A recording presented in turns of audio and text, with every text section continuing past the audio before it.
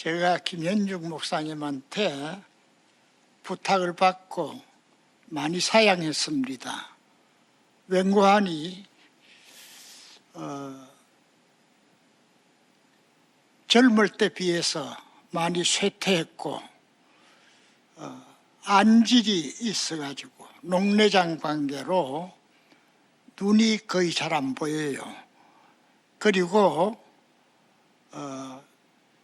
이 인지 능력이 많이 약해졌고 순발력이라든지 발표력이라든지 이런 것에 많이 부족하기 때문에 그래서 가능한 대로 제게 들어오는 이런 요청에 대해서 요즘은 좀 사양하고 있습니다. 그러나 이 목사님이 나이가 더 들기 전에 그래도 조금 얘기해 주시는 것이 좋겠다. 김 목사님이 자꾸 부탁하셔서 그래서 용기를 냈습니다. 좀 부족한 점이 많더라도 이해해 주시기를 바랍니다. 한국 교회가 걸어온 길에 대하여서 간략하게나마 간추려서 말씀을 드려보고자 합니다. 먼저 장로교 선교와 동로회 조직에 대해서 말씀을 드리겠습니다. 한국에 공식 입국한 최초의 기독교 선교사는 1884년 9월 20일에 입국한 장로교 의료선교사 알렌입니다. 목회선교사인 언더우드는 이듬해 4월 3일 부산에 입항했고 4월 5일에 이 제물포항에 상륙했습니다. 하지만 영국의 장로교 선교사 로스에게 만주에서 세례받은 서상륜에 의해 황해도 장년군의 소래교회가 1884년에 이미 설립되어 그 교인들 중에서 언더우드 선교사에게 세례를 받았으니 선교사가 입국하는 그 시기보다 먼저 한국인에 의해서 교회가 서 있었습니다. 그리고 이 토착교회가 먼저 존립했다고 하는 이것이 한국 교회로서는 좀 특이한 것입니다. 이렇게 출발한 장로교회가 선교사 공의회 시대를 경과해서 1907년 9월 17일 평양 장대현 교회당에 선교사 회원 38인 중 33인, 조선인 회원 40인 중 36인이 참석하여 대한예수교 장로회 노회를 설립했습니다. 당시에 장로교 4개 선교부인 미국 남장로교, 미국 북장로교, 카나다 장로교, 호주 장로교 총회에 청원해서 가결을 얻어 설립하되 선교사 공의회장 사무엘 마페 선교사의 사회로 시작을 했고 마페 목사가 첫 번째 노회장이 되었습니다. 서기에는 당일 밤에 목사가 될 7인 목사 중 한 분인 한석진을 선정했습니다. 1901년에 평양에 조선장로회 신학교가 세워졌어요. 그래서 그 제1회로 졸업한 사람 7이 1907년에 졸업했거든요. 그래서 이 사람들 목사로 세워서 이처럼 이 대한예수교 장로회, 노회가 조직된 것입니다. 이 일은 한국 장로교회에 대단히 중요한 일로 그동안 선교사를 파송한 4개 교단 총회의 지도와 관할하에 있었으나 이제는 대한예수교 장로교회로 독립했음을 뜻합니다. 흔히 동노회라 하면 전국 교회에 노회가 하나이기 때문이라 생각하나 사실은 한국 교회로 독립되어 설립됨을 뜻합니다. 이 사실은 한석진 목사가 작성하여 길선주 목사가 제1회 노회 말미에 낭독한 대한예수교 장로회 노회 회록 서문에 잘 명시되어 있습니다.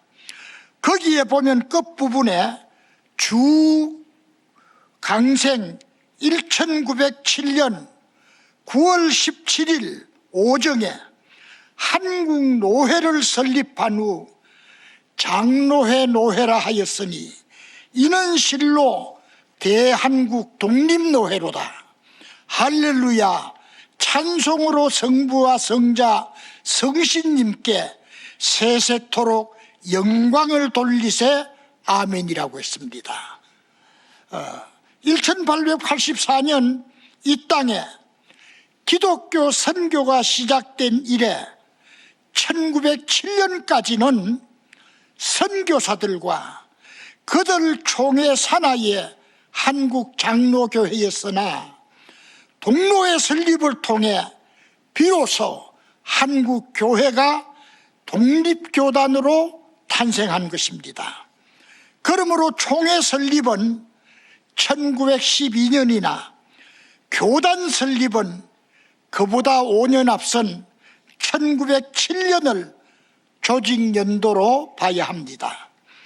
부연하여 이때에 조선이라 하지 않고 대한이라 하였음은 동노회의 시발인 1907년이 대한제국시대였기 때문입니다. 대한제국시대여서 대한예수교 장로회 노회라 그렇게 칭한 것입니다. 두 번째로 광복절 예장총회의 공헌과 과오에 대하여 말씀을 드리겠습니다. 1911년에 모인 제5회 동로회에서 내년에 총회를 결성키로 하고 7대리회를 7노회로 성격시키는 작업을 하여 전라노회를 필두로 경기 충청노회, 황해노회, 경상노회, 남평안노회, 북평안노회, 함경노회를 조직하였습니다. 그리고 1912년 9월 1일 조선예수교 장로회 총회가 평양 경창문안 여자성경학원에서 창립예배를 드리는 것으로 역사적인 예장총회가 출범하게 되었습니다. 이 예배에서 동로회 회장이었던 레이놀드 목사가 장자회라는 제목으로 설교하였으며 본격적인 회문은 9월 2일에서 4일까지 평양 서문박 장로회 신학교에서 회집하니 참석회원 목사가 96명, 선교사 44명, 한국인 목사 52명입니다. 장로가 126명으로 모두 221명이었습니다. 이문에는 회장에 언두드 선교사, 부회장 길선주 목사, 서기 한석진 목사, 부서기 김필수 목사, 회계 블레어 선교사, 부회계 김석창 목사를 선출하였습니다. 한국 장로교 최초의 목회 선교사인 회장 언드우드 목사는 취임 설교에서 세 가지를 피력하였으니, 먼저 그리스도와 신자와 신자 사이는 늘 연합되어야 하며, 다음 이 악한 세상에 우리 믿는 자의 행위로 그리스도의 존재를 드러낼 것과, 그리고 그리스도께서 겟세마네 동산에서 쓴 잔을 받으신 것 같이 우리 신자들은 어려움을 당할 때 자신의 생명을 제물로 드릴 각오와 준비가 있어야 한다는 것이었습니다. 시기적으로 대한제국이 일본에 병탄된 지 2년의 암울한 시대여서 이 뒷부분은 잠옷 비장한 말씀이었습니다. 이때의 교세는 교인 수가 12만 7,228명, 그리고 교회 수는 예배 처소가 2,054개였습니다. 이렇게 조직되어 장강대회로 출범의 낯을 올린 예장총회는 일제의 암흑기에 공헌도 있었고 과오도 저질렀습니다. 우선 공헌으로 먼저 예장총회는 구령전도에 주력했습니다. 사람 예수 믿고 구원받아야 된다, 이 전도하는 일에 주력을 했습니다. 1907년 평양 대부흥운동과 1910년에 100만 명 구령운동, 동로회 설립 시에 이기풍 목사를 제주도 선교사로 파송한 일과 총회 설립 시에 김영훈, 박태로, 사병순 목사를 중국 산동성에 선교사로 파송키로 한 일은 모두 구령전도와 복음선교란 교회의 기본 사명에 충실했음을 보여주는 것입니다. 예수 믿고 구원받아야 된다, 그것을 강조했습니다. 동로회 제5회 회록의 남평양로회 보고서에 전도하는 것은 100만 명을 얻기 위하여 예배당마다 부흥회를 하며 열심히 전도하였고, 또 여러 회당의 큰 교회, 큰 곳으로 모여 부흥회를 열심히 하며 개인 전도를 하였고, 대중학도가 3,000 전도대를 조직하여 여러 지방에 다니며 열심히 전도하였고, 전도인을 세운 것은 전과 같다, 그렇게 보고를 했습니다. 특히 네비우스 선교 정책을 채택하여 자치, 셀프 가버먼트, 자급, 셀프 스포트, 자교육, 셀프 에듀케이션, 자전파, 셀프 프로피게이션을 적용하므로 선교 효과는 물론 이 식민지 국민이 가지는 무기력과 의존심을 탈피하여서 자치력과 자립심을 키우도록 했습니다. 교회 자립의 기틀을 다졌다는 것입니다. 황용 그 다음에는 예장총회는 근대화의 선구자였습니다.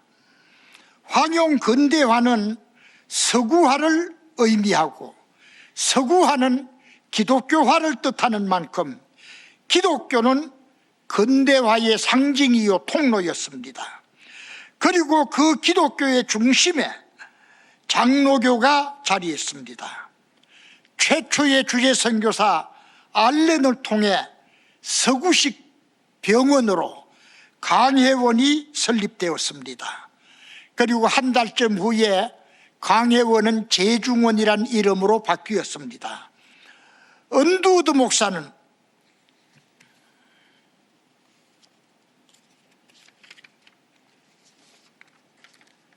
언두어드 목사와 아펜셀라 목사의 입국으로 장로교와 감리교가 교회 설립과 병행하여 도처에 학교를 설립했습니다.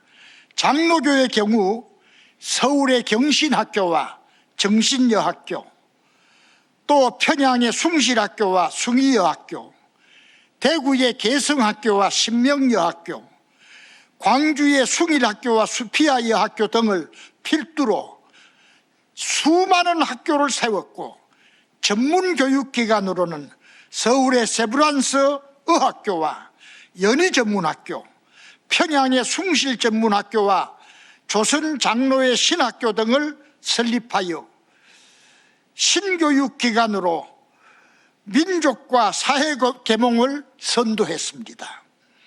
한국 기독교의 양대 산맥인 감리교와 장로교 중에서 장로교가 강세인 것은 장감 사이에 선교 구역을 나눌 때에 전국 13도 중 감리교가 4개도, 장로교가 9개도인 사실을 보아서 짐작할 수 있습니다. 이렇게 병원과 학교가 세워지고 한글이 성경 찬송의 공용으로 사용되고 문서, 음악, 체육 등의 보급에도 교회가 중심적인 역할을 했습니다. 그리고 예장총회는 독립정신을 고취했습니다. 총회 설립 7년째인 1919년 3월 1일을 기하여 시작된 이른바 기년 3일 독립운동은 기독교의 역할이 지대했습니다. 그 불쏘시개인 28 독립선언 역시 일본 도쿄의 조선 YMCA 회관에서 윤창성 목사의 사회와 기도로 대회가 시작되어 기독교가 중심적 역할을 했습니다. 3.1절 독립선언의 민족대표 33인 중 서명할 때에 천도교의 3세 교주요 연장자인 손병희가 첫 번째 서명자가 되고, 기독교에선 장로교 대표로 길선주 목사가 두 번째 서명자가 되었으며, 다음 감리교를 대표하여 이필주 목사가 세 번째 서명자가 되었고, 그 다음 불교를 대표하여 백용성 선사가 네 번째 서명자가 되었습니다. 그 뒤로는 가나다 순으로 서명했으니 기독교가 16명, 천도교가 15명, 불교가 2명이었습니다.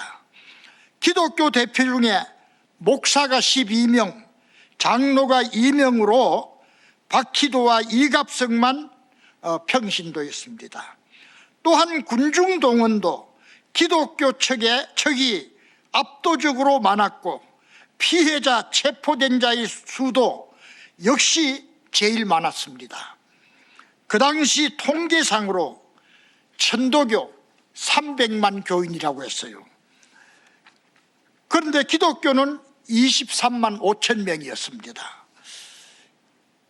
그런데도 불구하고 체포된 숫자가 천도교 2283명에 기독교 3373명이었습니다.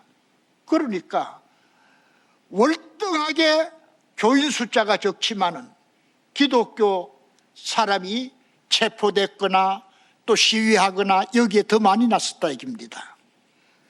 여기에 대표적 인물이 이화학당의 학생 유관순 열사였습니다. 뿐만 아니라 3.1운동의 근본 정신은 기독교 정신에서 표출되었다고 독립선언문 기초자인 육당 최남선은 이렇게 말했습니다. 나는 대체로 어려서부터 기독교 서적을 많이 읽었고, 또 기독교인과 수시로 상종하는 동안에 자연히 기독교적인 사상을 가지게 된 것이 사실이다. 나는 본래부터 자유사상이 농후한 사람인데다가 독립, 자유, 평등 및 정의와 같은 말이 다 기독교에서 나온 것인 만큼 나에게서 기독교를 빼고서는 나의 사상을 이해할 수 없다, 그렇게 말했어요. 조국과 민족의 일대 치욕인 을사조약과 한일 합방을 거쳐 일제시대의 암흑기를 지나면서 국내외에 독립운동에 몸바친 민족 지도자들 중엔 기독교도의 비중이 매우 컸습니다. 그 결과 8.15 해방과 정부 수립의 공간에서 기독교가 전국의 중심을 차지했습니다. 초대 대통령이 이승만 장로가 된 것도 다 이러한 여유가 있는 것입니다. 또한 과오로는 예장총회가 신사참배를 가결한 일입니다. 신사참배를 가결했어요. 1938년 9월 9일에서 15일 평양 서문박교회에서 회집한 제27회 총회에서 홍택기 총회장의 사회로 신사참배를 가결한 일은 장로교 총회 역사에 가장 수치스러운 일로 빌라도의 재판 같은 일대 오점이었습니다. 물론 경남노회는 동년 6월에 해운대 교회에서 최상림 노회장의 사회로 신사참배 반대 결의를 하였고, 속칭 평양신학교를 비롯하여 장로교 선교사들이 설립 운영하던 미션계 학교들은 신사참배를 거부하고 학교를 폐쇄하였으며, 주기철 목사를 비롯하여 많은 주의 종들이 이 때문에 감옥에 들어갔고 끝내 순교를 당하였으며, 더러는 5, 6년의 옥고 끝에 일제의 패망으로 추록성도가 되었습니다. 신사참배를 가결한 제27회 총회 이후 28회 총회록에 회기 중 국민정신총동원 조선예수교 장로회 연맹 결성식을 거행한 바 식순 첫머리에 궁성요배와 국가봉창이 들어있습니다. 제29회와 제30회 총회 개회 예배엔 회장 기도로 국가의식을 거행한 후 찬송, 기도, 성경, 찬양, 강도, 기도 순으로 되어 있습니다. 총회가 이러하니 개교회도 주일 예배 시에 일제정보원이 상주하고 있어 한국신민서사와 동방요배가 예배에 선행해야 했습니다. 예배에 앞서서 그것 먼저 하고 나서 예배가 드려졌다 이겁니다. 하지만 구차하게나마 유지하던 조선예수교 장로회 총회가 1942년 10월 16일에서 20일까지 평양 서문박교회에서 제31회 총회를 모이고 막을 내리는 비운을 맞았습니다. 장로회가 총회가 막을 내렸어요. 그것은 조선장로교 총회를 해산하고 일본 기독교단에 예속시키고자 통합케 하였기 때문입니다. 1943년 5월 7일 서울 세문안교회에서 일본 기독교 조선장로교단 창립총회를 열었고, 감리교회는 동년 8월에 일본 기독교 조선감리교단으로 창립총회를 열었으며, 안식교와 성결교는 동년 12월에 각각 자진 해산 형식으로 해산되었습니다. 그러다가 조국 광복을 한 달여 앞둔 1945년 7월 19일 일본 기독교 조선교단으로 장로교와 감리교란 구분 없이 단일 교단이 되었습니다. 한국교회가 일본 기독교에 예속된 1943년에 장로교회인 광주중앙교회에 감리교 신학자인 정경옥 목사가 부임하여 담임 목회를 한 바 있습니다. 과연 일제말 3년은 예장총회 부재에 참담한 기간이었습니다. 이 어간에 지교회들도 일제의 회유와 강압에 의해 이곳저곳서 자진이란 명목으로 교회를 해산하고 예배당을 폐문했습니다. 제가 신앙에 입문한 저희 고향이 경상북도 상주인데 상주교회도 첫 담임 목회한 해운대교회도 예배당 폐문의 아픈 역사를 지닌 교회입니다.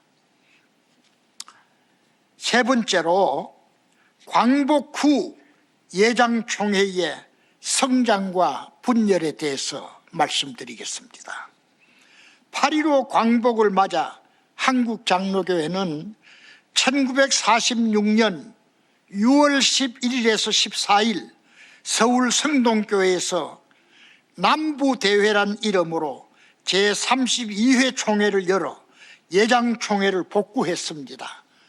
이 38선이 막혀가지고서 북한에는 오지 못하니까 그래서 처음엔 남부대회란 이름으로 모였어요. 그리고 그것이 곧 제32회 총회가 된 것입니다. 하지만 남북의 분단으로 피난노회 등이 생겨남에 따라 오늘날까지 헌법에 없는 무지역노회 사태를 비점으로 예장총회의 행정적 난맥상을 초래했습니다. 그러나 한국교회는 급속한 성장을 이루어 지금은 정체 상태이지만 1980년대에 이미 1000만 성도의 시대에 진입했습니다. 1980년대까지는 수직으로 올라갔어요. 그중에 장로교회가 70%를 상회하는 분포의 상징으로서 성장으로서 과연 한국교회가 이렇게 경이적 성장을 하게 된 요인이 무엇일까 분석을 요합니다. 첫째, 한국인의 종교적 감수성과 적응력을 들 수 있습니다. 둘째, 복음주의적 신앙 경향을 생각할 수 있습니다.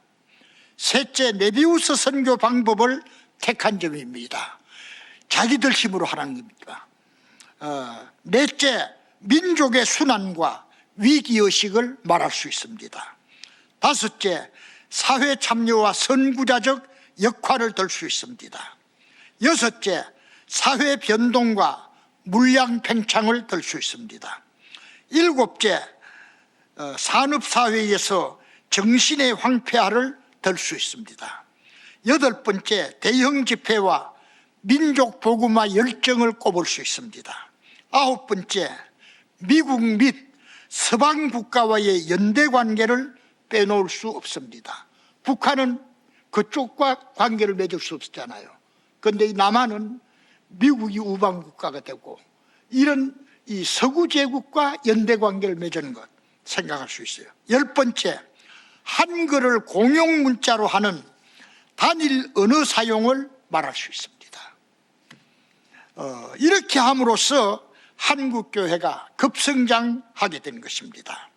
다음은 광복 후 신앙과 신학 문제로 내부 갈등을 겪으면서도 총회가 하나로 유지해 오다가 6.25 동란의 와중에 급기야 교단 분열이 시작되어 지금은 한국에 어느 정도까지인지 모르겠으나 한때 200여 장로 교단이 산재하여 사회 혼란의 동인처럼 되어버렸어요. 장로교가 왜 이렇게 많으냐? 교단이 왜 이렇게 많으냐? 사회의 지탄의 대상이 되는 것이 되었습니다. 그 중에서도 어느 정도 명분을 갖춘 1950년대의 분열에 대해서만 제가 오늘 약술코자 합니다. 그 이후로는 자생되었거나 인위적 규합에 의해 또한 특정인이 세운 신학교 까닭에 그리고 교권 분쟁으로 인한 열패감 때문에 생겨난 우죽순처럼 생겨난 교단들이기 때문입니다. 첫째, 고신척 분열입니다. 고신척 분열은 해방 후 평양 산정현 교회를 심우하던 추록성도 한상동 목사가 1946년 그의 고향인 부산으로 내려와 한국교회를 지도할 신학교를 세우기로 하고, 역시 추록성도인 주남선 목사 등과 더불어 박윤선 목사를 교장 서리로 하여 1946년 9월 20일에 고려신학교를 개교하였습니다.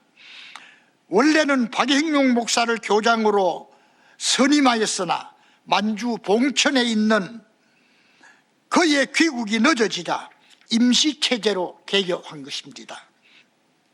그러나 시간이 지남에 따라 추록성도들과 경남도회 일부 교권 세력 사이에 갈등이 빚어져 제48회 경남도회는 고려신학교에 제동을 걸었고, 한상동 목사는 경남도회에 잠정 탈퇴를 선언하여 교계에 큰 반향을 불러일으킨 결과 노회장 김일창 목사 등 임원들이 물러서게 되었습니다.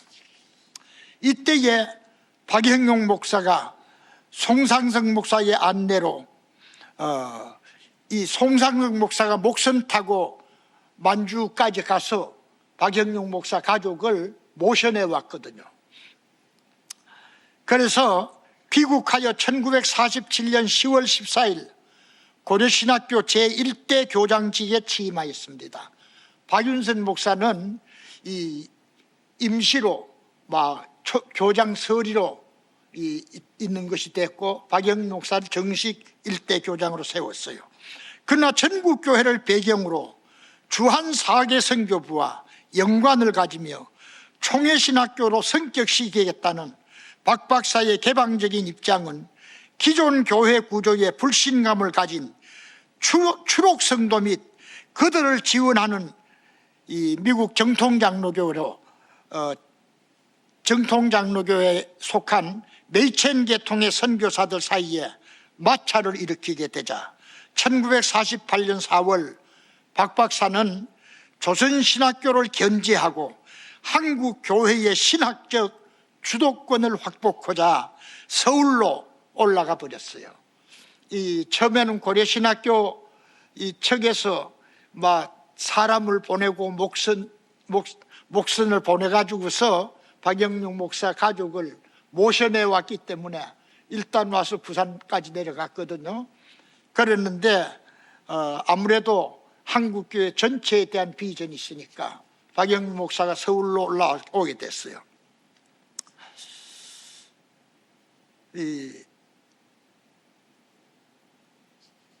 그러자 이 경남도회는 박 박사의 신앙 노선을 지지하며 고려신학교의 인정 취소를 결의했습니다. 한편 1948년 제34회 총회와 1949년 제35회 총회는 거듭 고려신학교와 총회와는 직접적인 관련이 없다는 사실이 천명되었으며 6.25 전란의 와중에서 1951년 5월 24일 부산중앙교회당에 모인 제36회 속회 총회는 경남도회 분규에 대하여 고신척이 제외된 경남도회를 승인함으로 고신파는 한상동 목사를 회장으로 이 경남법통노회를 조직한 것이 고신척 분열의 발단이었습니다. 그래야 1952년 9월 진주 성남교회당에서 고신척 총노회가 조직되었습니다.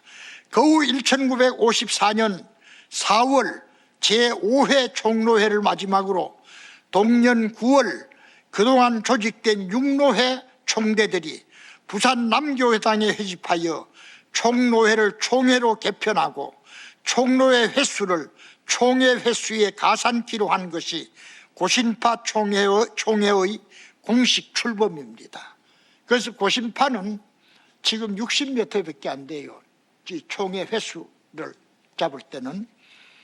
그 다음에 둘째, 기량척 분열입니다. 평양신학교가 총회의 신사참배 결의에 항거하여 1938년 9월 20일에 문을 닫은 후 이내 1939년 총회 주도로 최필근 목사를 교장으로 한 후평양신학교가 평양에서 시작되었으며 1940년에는 서울 성동교회 하청에서 성동교회 김대현 장로의 재산 출자로 기장측의 모태인 조선신학교가 오늘날 한국신학대학입니다.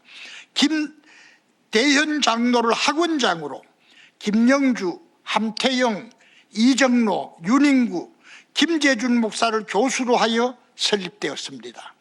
경기도지사의 강습소 인가를 받아 문을 연 조선신학교의 설립 목적은 복음적 신앙에 기해서 기독교 신학을 연구하고 충성스럽고 선량한 재능 있고 쓸모 있는 황국의 기독교 교역자를 양성한다로 되어 있습니다. 황국의 기독교 교역자를 양성한다. 그런데 8.15 해방이 되고 남북이 분단되자 조선신학교는 자연히 남부총회의 직영신학교가 됐습니다. 장로교 신학교가 평양에 있으니까 그거는 맥혔고 없어졌고, 그리고 여기에서는 조선신학교가 있거든요. 고려신학교는 또 그리 돼버렸지. 그러니까 여기가 직영신학교가 되어 있습니다.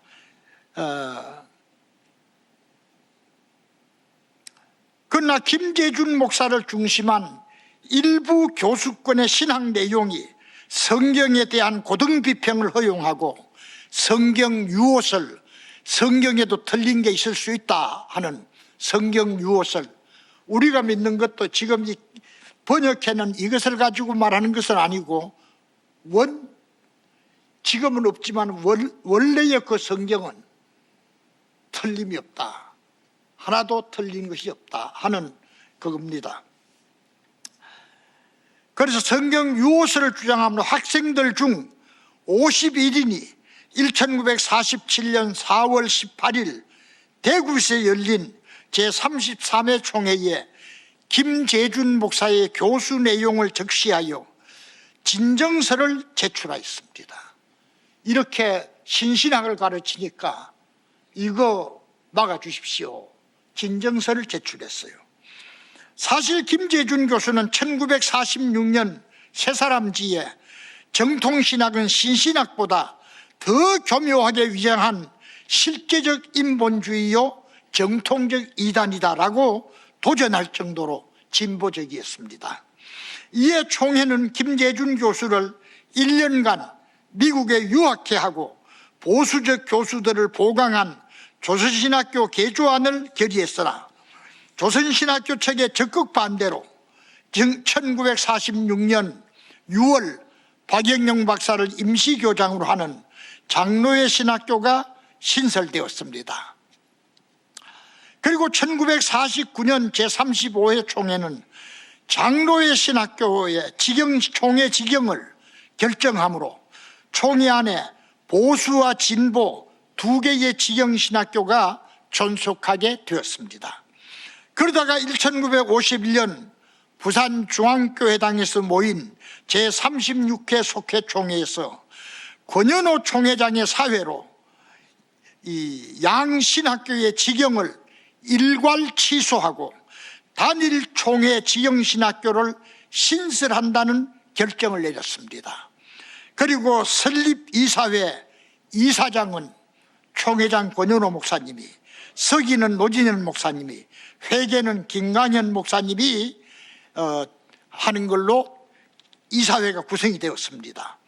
1952년 4월 대구 서문교회당에서 모인 제37회 총회에서 총회의 결정에 굽히지 않는 조선신학교 측을 제동, 선도하기 위해 성경 유호설을 주장한 김재준 목사를 경기노회에 명하여 면직해 하고 서고도 선교사를, 이는 카나다 선교사입니다.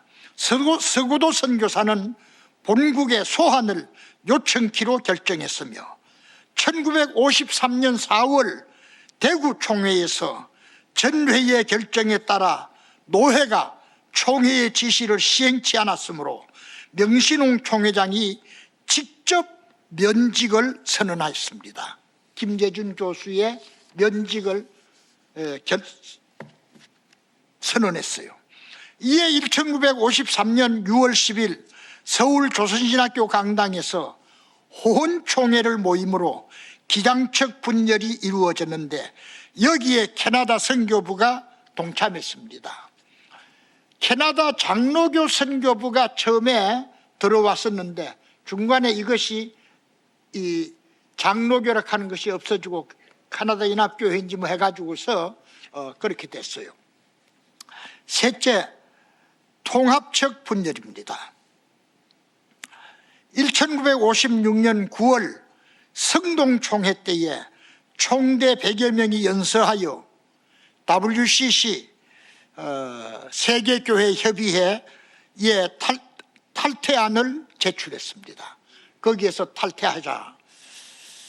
이후 한국 NCC, 그러니까 이 국내 교회의 협의회, 이 총무인 유호준 목사는 WCC를 탈퇴할 수 없다는 장문의 성명서를 인쇄살포하였고, 한국 NA 총무인, 이것은 이 복음주의 이 연합이라고 생각할 수 있어요. 그 NA 총무인 조동진 목사는 WCC를 탈퇴해야 한다는 반박문을 기독공보에 실었습니다. 이들의 논쟁은 두어 번 더 반복되었으며 WCC에 대한 찬반 여론이 비등하게 되었어요. 이리하여 총회에서는 1957년 에큐메니칼 연구위원을 선정하여 보고하게 했는데 그 조직은 위원장 한경직, 서기 정규호, 위원 안강국, 황은균, 전필순, 유호준, 박형용, 박병훈 목사로 되어 있어 찬반이 4대4였습니다. 찬성에는 한경직, 안강국, 전필순, 유호준, 반대는 정규호, 황은균, 박형용, 박병훈 목사입니다. 세계교회 운동에 대한 개방적 입장과 비판적 입장이 팽팽한 가운데 1958년 박형용 박사는 신학진함에 에큐메니칼 운동의 교리적 목적이란 논문을 발표하여 에큐메니칼 운동의 자유주의 세력과 교회 합동의 구경적 목적을 비판했습니다. 1959년 제44회 총회가 대전중앙교회 등에서 회집하였을 때 경기노회 총대권 문제로 개회도 못하고 진통을 겪다가 근소한 표 차이로 임시노회 측 총대를 받기로 결의했습니다. 두 노회, 이 정기노회에서 총대 뽑힌 거하고 임시노회에서 총대 뽑힌 거하고 안이 두 개가 들어왔어요. 경기노회 총대가 그때 28명입니다.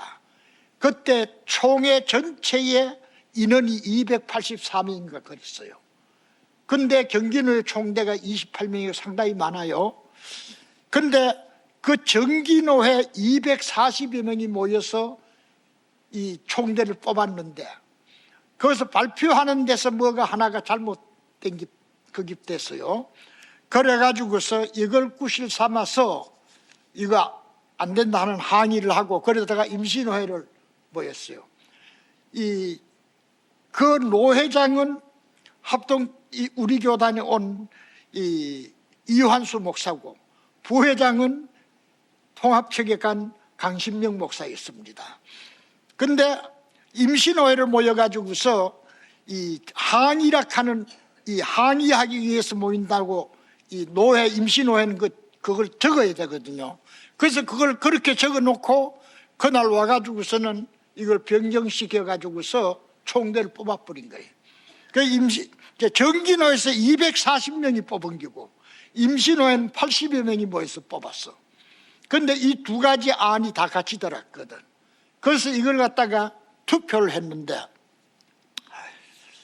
이 124대 119 기권 5 그래가지고서 5표 차이로서 결정이 났어요. 근데 그 그 5표 차이에는 선교사 23명이 거기에 가세한 길이었습니다. 그 임신호 측에 가세했어요. 그 WCC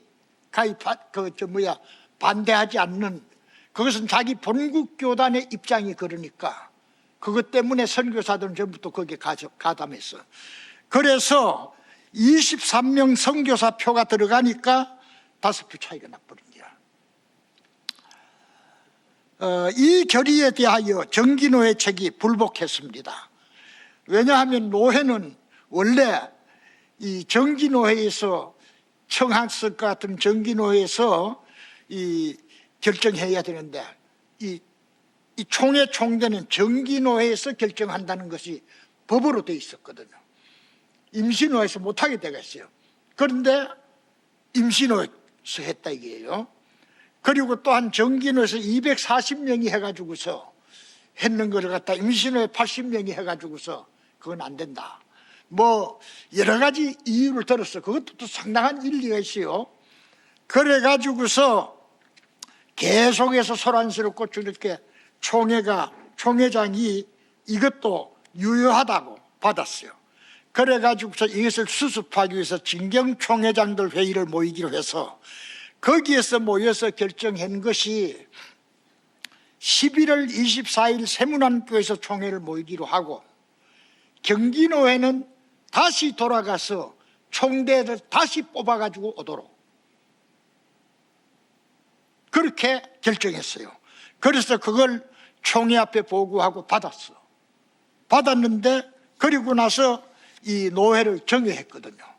정회했는데 그때에 총회장이 집회를 정회를 선언했지만 안강국 목사 등 일부가 미리 준비한 유인물을 가지고 올라가서 낭독하고 임원 불신안을 낸다면서 자의적으로 가부를 묻고 회의를 계속한다 그렇게 말했습니다. 거기 대전중앙교에서 우린 여기서 총회가 끝났다 하고 여기서 할 수 없다 내보냈어요. 그렇게 선교사들하고 짝짝해가지고서 야간 열차 한 량을 그걸 빌려가지고서 그리고 서울 올라와서 서울 연동교회에서 총회 속회한다 하고 모였습니다.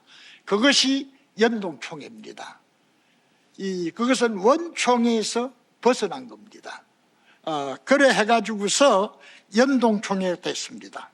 하지만 당시 임원들 중 회계 부회계를 제외한 전 임원과 총대들이 그대로 11월 24일에 세문안교회 대신 성동교회당에서 회집하여 총회장 노진현 목사의 사회로 속회 총회를 한 것이 성동총회입니다.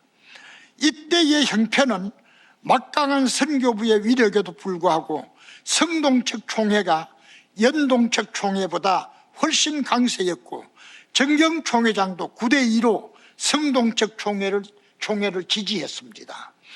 이렇게 되니 당황한 것은 불법 이탈한 연동 총회로서 궁여지책으로 한국교회의 분열을 마음 아파하는 교회의 정서를 이용하고 일부는 선교사들이 앞장서 이런저런 방법으로 회유하여 1960년 2월 17일 세문안교회당에서 한경직 목사의 사회로 소위 통합총회를 모이게 되었으며 이때의 성동총회에서 부총회장에 당선된 순천노회의 나득한 목사가 거기에 합류했고 순천노회에는 그 선교부가 있거든요.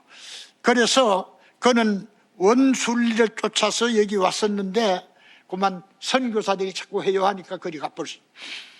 그리고 부서기로 있던 경북노회의 김삼대 목사가 거기에 동참했으나 경북노회의 김삼대 목사는 거래의 의혹이 있음과 그 후에 본인 결과도 좋지 않았습니다. 그러므로 통합총회가 허구인 것은 한 번 파회한 총회를 이 총회는 축도로서 파회를 해버립니다. 파회하면 총회가 없어지는 거예요. 상비부만 남습니다. 그런데 파회한 총회를 다시 또 하게 됐어요. 그리고 또 이 교단 대 교단으로 합해진 것도 아니고 몇 사람 개인 섭외해가지고 몇 사람 얹은 것을 가지고서 그렇게 해서 이게 통합총회가 된 것입니다. 하지만 성동총회는 고신척과 신앙이 같은데 나누어 있을 필요가 없다고 해가지고서 양교단 대표들이 합의하여 양측 총회에서 정회하고 1960년 12월 13일 성동교회당에서 합동하여 총회를 하였기에 진정한 합동이며 합헌성이 있는 것입니다. 여기서 이 사실을 적시하면 사인신앙보다 죽은 족보를 챙기려는 게 아니라 역사를 정리하는 차원에서 당대나 후대에 바른 입장 정리가 필요하다고 보기 때문입니다.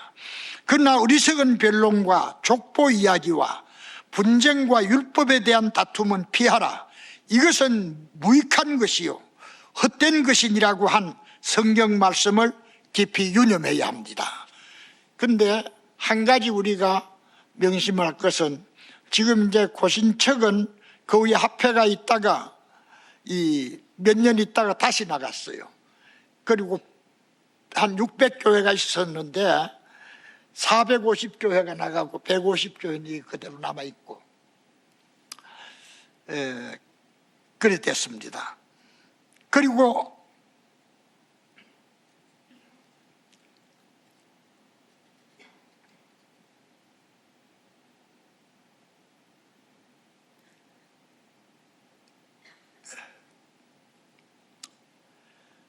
그러므로 통합총회는 몇 사람 더 묻혀나가서 했는 것이고 이상의 교회 분열을 살펴보면 고심파는 순결 문제로 또 기장파는 신학 문제로 통합파는 연합운동 관계로 나눠졌으나 여기에는 교권과 지방 문제도 다소 작용한 것이 사실입니다.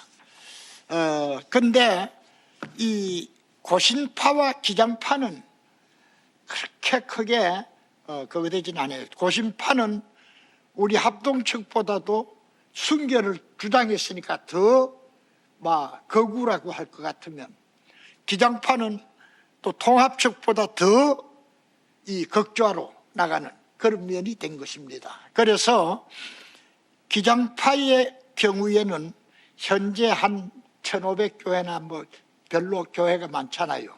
고신파도 2000교회 그 어중에서 놉니다. 그런데 비하여서 합동과 통합 이 두 개가 크게 둘로 나눠진 겁니다. 둘로 나눠졌는데 합동측에서 교회 수는 제일 많고 12,000교회에 노회도 60노회가 넘고 그리고 160이 넘고 그리고 이제 선교사도 세계에 제일 많이 파송했고 그런데 선교사들이 전부 저기 감에 따라서 기관이라든지 또 병원이라든지 학교라든지 이런 것은 통합책에서 가져가 버렸어요.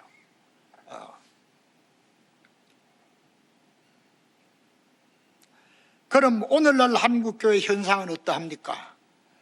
가파르게 상승 곡선을 타던 한국교회의 성장이 1990년을 전후해서 부흥성장 기조의 정체 현상이 나타나기 시작하더니 최근에는 코로나 질병의 광풍으로 극심한 침체와 위축 상태를 초래했습니다. 그리고 지금은 오로지 회복과 부흥에만 주력하고 있는 실정입니다. 우리가 코로나 질병이 오기 이전의 상태를 회복해야 되니까 그래서 그것을 만회하기 위해서 최선을 다해서 힘쓰고 있는 편입니다. 그러면 결론적으로 말씀드립니다. 대한예수교 장로회 총회에 지난 113년은 영욕의 세월이 교차했습니다. 그리고 총회가 이 1912년 세워진 그때부터 113년이고 그 전부터 하면 140년입니다. 그 기간에는 교회 설립, 병원 설립, 학교 설립 등으로 민족 구원과 한반도 근대화에 기여했고 자주의식과 독립정신을 고취했습니다. 하지만 가혹한 일제강점기에 직간접적 탄압이 있었고 그 와중에서 총회가 역사의 오점을 찍기도 했습니다. 총회 간판을 내리는 수모를 겪었고 끝내 교회들 중에 폐문하고 해산하는 교회들까지 속출하게 되었습니다. 그러다가 8.15 광복으로 옥중 성도들이 나오고 교회들도 활짝 문을 열었으나 이내 교회의 순결 문제와 자유신학의 문제로 노회와 총회가 교권 분쟁에 휩싸이게 되고 총회 분립의 상처를 입게 되었습니다. 그 이후 WCC와 에큐메니칼 운동의 찬반 문제로 총회가 두 쪽으로 나누는 대분열이 왔으나 예장총회는 온갖 열악한 조건 속에서도 꿋꿋하게 총회의 법리적인 정통성과 또 신앙적인 정통성과 신학적인 정통성을 유지한 채 여기까지 왔습니다. 그동안 한국교회는 괄목할 만한 성장을 하였지만 장로교단의 난립현상과 교회의 세속화, 무속화와 각종 스캔들로 인하여 불신과 조롱의 타켓이 된 게 작금의 한국교회 현실입니다. 이런 가운데 총회 설립 113주년을 맞았으니 이제부터 심기일전하여 교단의 역사와 신학과 예배와 생활과 체제를 재정비하여 우리 총회 장래의 방향과 목표를 오로지 구령전도와 인력양성과 사회봉사와 연합사업과 통일운동으로 나아갔으면 하는 것입니다. 이제는 대교단으로서 한국 기독교에 대한 무한한 책임감과 수용력과 견인차 역할을 감당하되 자만하지 않고 겸손하게 군림하지 않고 섬기는 자세로 또 패권적 리더십이 아니라 귀감의 리더십으로 총회의 대내외적 역할과 사명을 수행하였으면 합니다. 아무쪼록 대한예수교 장로회 총회와 전국교회의 앞날에 광야교회의 이스라엘을 인도하고 보호했던 여호와의 구름기둥, 불기둥이 항상 함께 하시기를 간절히 축원합니다.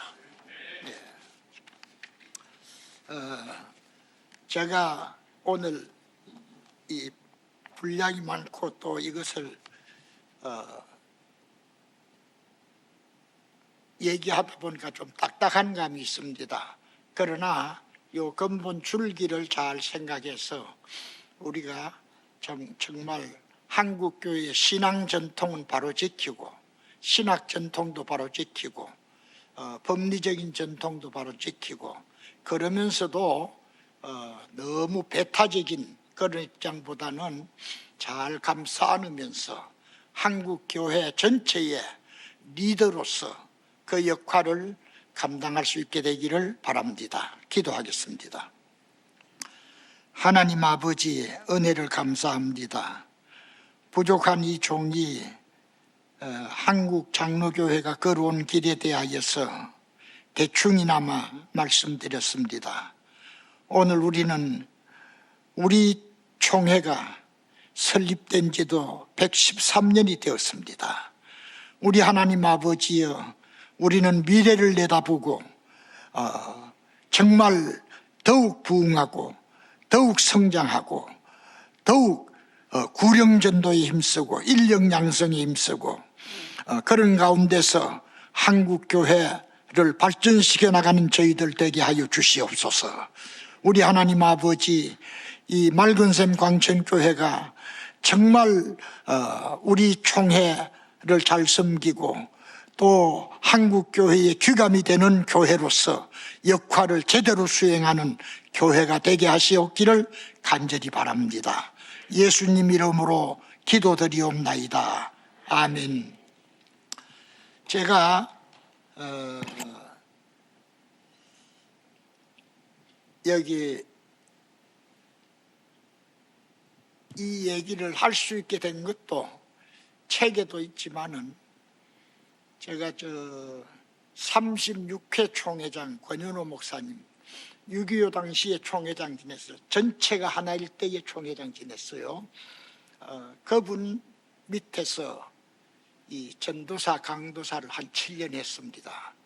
그리고 또 43회 총회장 노진현 목사님 통합하고 합동하고 1년 동안 마지막 같이 있었고, 그리고 나서 나눠질 때에 그때 총회장 노진현 목사님 밑에 부목사로서 또 7년 동안 같이 있었어요. 그래서 이 한국교회 역사에 대해서 조금은 제가 아는 편입니다. 그리고 이런 가운데서 우리가 이분들은 1930년대에 다 목사 안수를 받은 분들이거든요. 그래서